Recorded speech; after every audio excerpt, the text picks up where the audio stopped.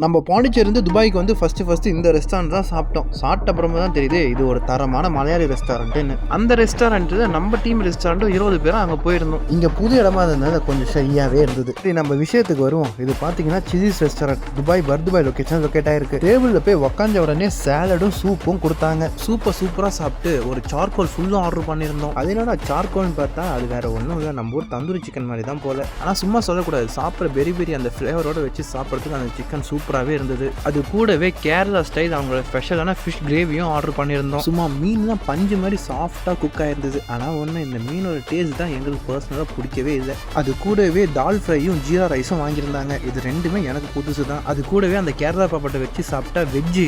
அட பாவிகளா, ஒரு வார்த்தை என்று சொல்லப்போவா. 1 மணிக்கு வந்தோம், மணி 2 முடியலப்பா. சாப்பிட்றோம் இறங்கினே இருக்கு. நம்ம ஊர் காசுக்கு கிட்டத்தட்ட 16,000 ரூபாய்க்கு சாப்பிட்டுக்கிறோம்.